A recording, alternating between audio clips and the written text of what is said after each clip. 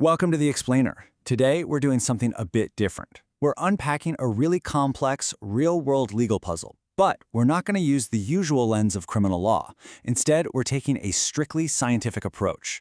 We'll be objectively diagnosing the behavioral drivers of everyone involved, using the fascinating world of motivation psychology. It's a completely different and honestly pretty mind-blowing way to look at how we act, react, and ultimately judge one another.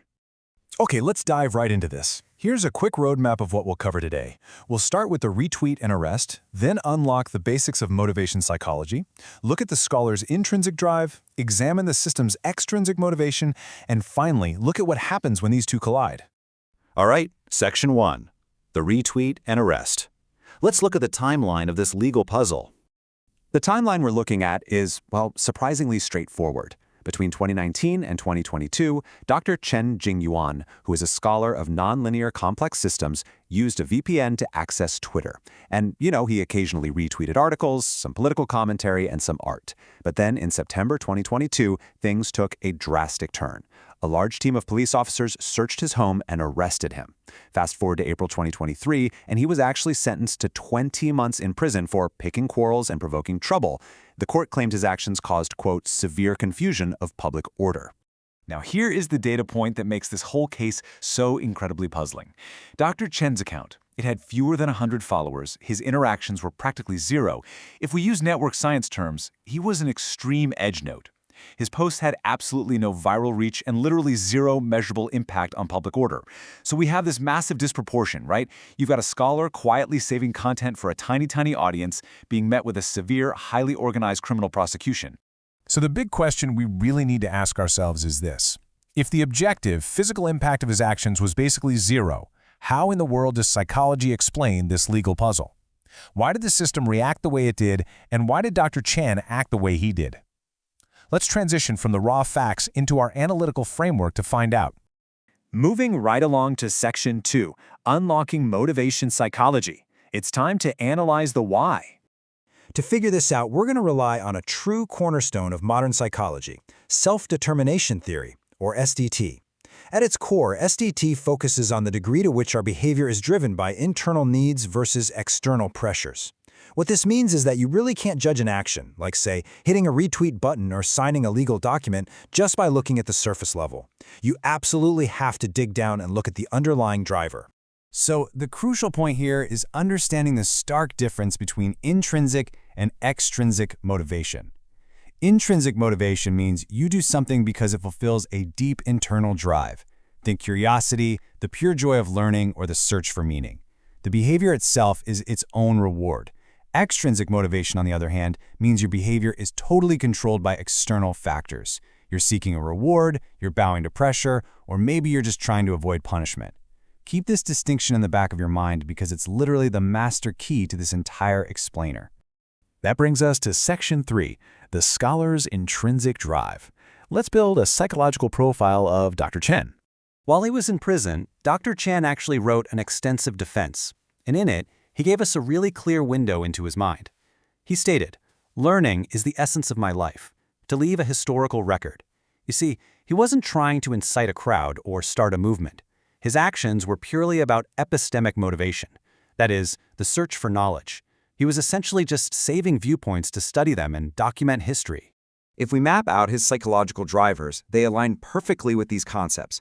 First, he exhibits what we call mastery goal orientation, which is basically just learning for the sake of learning. He acts with high autonomy, and crucially, he has a low need for cognitive closure. That's a fancy way of saying he doesn't need immediate black and white answers. He's totally comfortable collecting conflicting data just to study it, like a giant puzzle. Everything he does is driven by deep epistemic curiosity and identity maintenance as a truly independent thinker. So, to summarize Dr. Chen's profile, his actions were entirely autonomous, and they aligned perfectly with a knowledge-seeking psychological framework. He was driven by a powerful internal need to understand the world, not an external desire to disrupt it. He fits flawlessly into the category of high intrinsic motivation. Okay, on to Section 4, the system's extrinsic motivation. Let's look at the profile of the judicial process itself. The sources actually give us a highly revealing piece of evidence right here. A prosecutor admitted to the defense attorney that the objective facts of the case were, well, incredibly minor. However, they stated this: Superiors mandated an ironclad case, non-negotiable.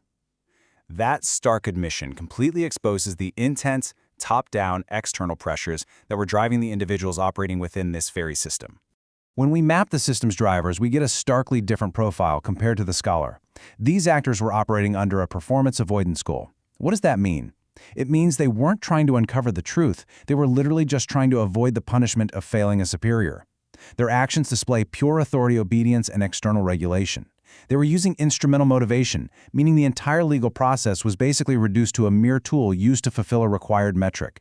In summary, the system's profile shows behavior that is driven entirely by external control, system preservation, and strict hierarchy. This is a classic textbook example of extrinsic motivation just utterly overshadowing any internal search for objective truth. And that leads us to our final part, Section 5, a clash of motivations, the collision of two completely different psychological worlds. Now, what's really interesting about this is how psychology explains the system's fatal misread of the scholar. It comes down to a concept called the fundamental attribution error. This is a very human tendency to look at someone's action and instantly blame it on a malicious personality trait while completely ignoring the situational context. So the system saw a retweet and immediately assumed a desire to cause chaos, completely ignoring the totally valid context of an academic quietly collecting data.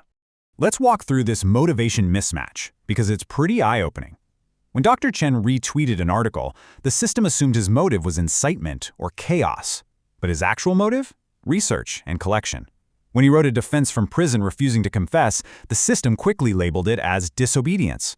But psychologically speaking, it was identity maintenance. It was a scholar protecting his core dignity. A completely non-destructive internal motive was tragically misattributed as a highly destructive external one.